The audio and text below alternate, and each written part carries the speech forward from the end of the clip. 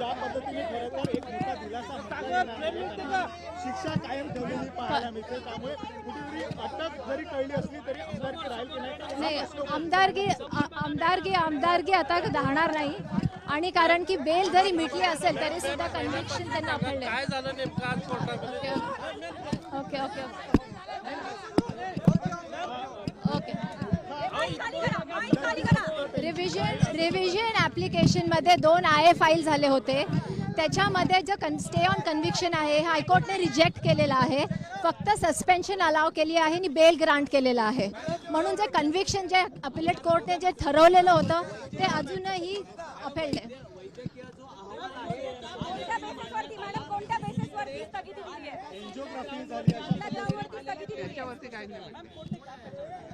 हे बघा, थोडक्यात कोर्टाने एवढंच सांगितलेलं आहे की जी कन्व्हिक्शन अपिलेट कोर्टाने दिली आहे नाशिक कोर्टाने 16 तारखेला, त्याच्यावर त्यांनी ते जे स्टे आहे तो दिलेला नाही आहे.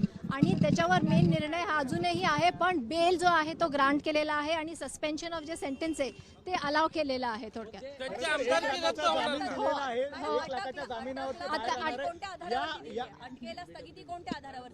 नाही, जे काही आर्ग्युमेंट्स तिथे केलेत आणि जे एव्हिडन्स त्यांनी दाखवले त्याच्यात काही शॉर्टकमिंग्स वगैरे इत्यादी या सगळ्या गोष्टी कन्सिडर केल्यानंतरच त्यांनी बेल दिली आहे. पण कन्व्हिक्शन जी आहे ती अजूनही कोर्टाने त्याच्यावर असं म्हटलेलं नाही की खालच्या कोर्टाने जे निर्णय दिलाय तो चुकीचा आहे, असं काही हायकोर्टातून आलेलं नाही आहे.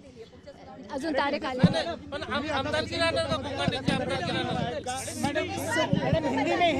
सुप्रीम कोर्टात जायचं की नाही हा निर्णय आम्ही अजून घेतोय. मात्र तुम्हाला वाटत होती आता मी हिंदीमध्ये सांगते.